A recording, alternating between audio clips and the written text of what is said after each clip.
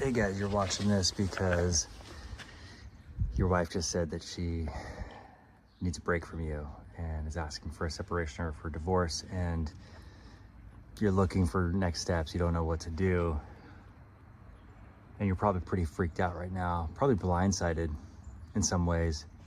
And yet, you know, like in the back of your mind that you kind of saw it coming for a while. You kind of knew, maybe even a part of you kind of hoped this would happen because it's been so hard for a while and you weren't proactive enough to take the action yourself. Either way, this is where you are. You're in a lot of pain. You're very confused, and that's okay. So first of all, guys, like, this sucks. It really sucks to be in this position. I know I've been there. You know, I'm in my mid 40s, and the culture I grew up in encouraged me to get married young. I wanted to get married young. I did, and I was divorced by my mid 20s. And everything I had hoped to kind of have set in my life foundationally, especially marriage, that was important to me, was gone by my mid 20s. And the reason it was important to me was because I had seen so many divorces. Between my mom and my dad, they were married and divorced 13 times between the two of them. And so I had this kind of like superstitious idea that if I could just stay married, then I'd somehow break the family curse. But of course, I didn't have a good model for marriage. I didn't know how to be married. Wanting it wasn't good enough. Now, some of you are much older than that, you know, in your 30s, your 40s, and your wife, and you seem to have the perfect marriage, right? Or the perfect life, at least. Plenty of money in the bank, a good business, and you know, you really didn't want for anything. Your wife certainly didn't. Kids are older now, and you're going, why is this happening now? Well, there's a lot of reasons, but before I get into any reasons, you know, there's a couple of things you have to remember in this. The reasons don't really matter that much. I mean, it's good to kind of go, okay, well, I came from a chaotic family. My parents were divorced. She did too. And therefore we never really learned how to be in a relationship. And that's kind of a reason you're thinking, well, I see her making these decisions. She's doing things with her money, or she's seeing somebody else, or she's saying that she needs to go live her life. And you're feeling a lot of resentment because you felt like you've essentially sacrificed your life. You know, you built everything around what you thought she wanted, and therein lies the problem. You know, somewhere in this process, you lost yourself, and you just kind of put your nose to the ground and worked hard. Some of you never found work. In other words, you never found your path. Now, both are kind of opposites of the same pole, which is, I want to do something right, and so I'm going to go in either all perfection and become very successful, or the opposite of that is nothing is good enough, or I'm not good enough. It's really kind of two sides of the same coin. North Pole, South Pole, right? Both cold and desolate places. Either way, so much of it was built around this idea of like things needed to be perfect, and especially around her. Some of us put things down, our own careers, because we're trying to constantly fix our women. They say they need something from us, so we're trying to constantly figure that out. And if she's emotionally unstable, if she doesn't have a lot of peace around her mind and seems to attract chaos, then things get sacrificed a lot. And sometimes we bury ourselves in work, we throw money at it, and neither work. That's the heartbreaking thing about this, is we get lost, we try to fix them, they get lost thinking that we can fix them, and then finally they go, that's not enough, it can't be enough. So where you're at is essentially a severe mercy, a place you don't want to be, but a place you actually need to be in.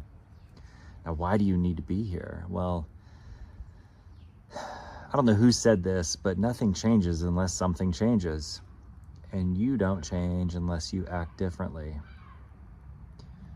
So this is God's way to show you that something needs to change.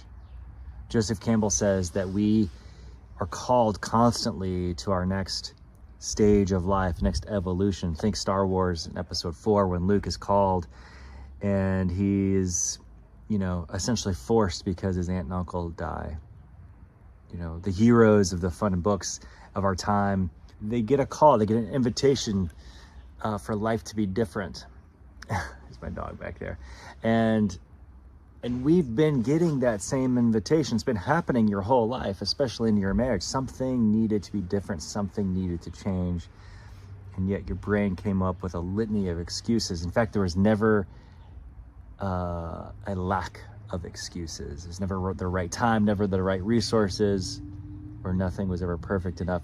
And then suddenly you're here, you're at the edge of a divorce, you're on the other side of the divorce, you're realizing, oh, change has to happen. That is God's way. That's Joseph Campbell telling you. That's Carl Jung's, metaphysical experience saying, bro, something has to change, and you are the thing that needs to change.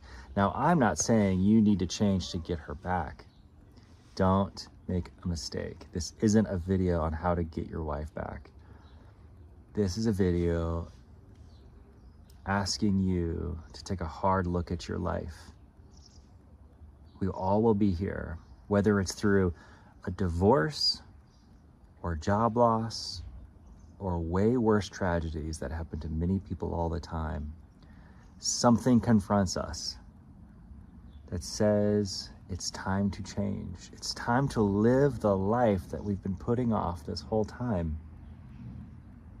It's time to get clear about what you want and how you want to live and the kinds of people you want to live with, and stop putting up with crumbs and excuses and subpar conditions and subpar relationships or isolation. So what to do now?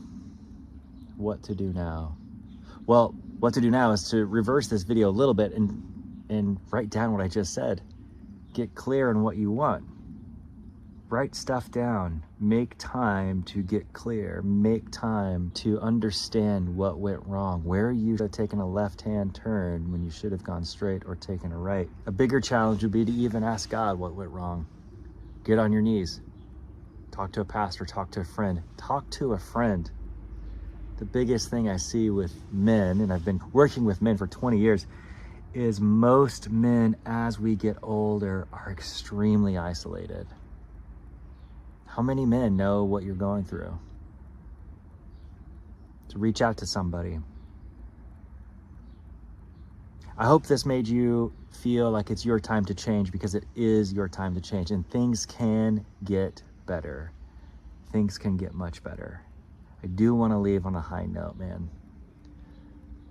I'm divorced in my mid-20s. Now I've been remarried for 16 years.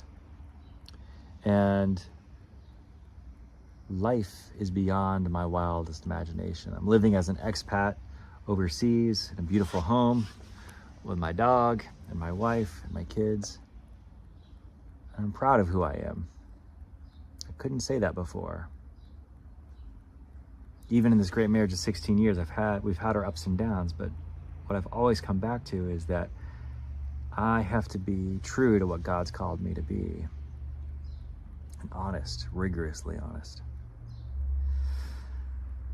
So know this, guys, there's no fast way out of the pain. It's only sensing with your intuition and the voice of God in your life the next right step. Talk to people, talk to somebody. Subscribe to this channel, stick around. I'm here to encourage you, in some ways to lead the way. There's a couple of things you can do if you're needing some help specifically around this and your marriage. Just go, there's some links in the description. See what fits for you. Otherwise, just subscribe, like this, leave a comment if this resonated with you. I've got a free resource down below that you can get on my email list, and stay in the community, guys. Take care.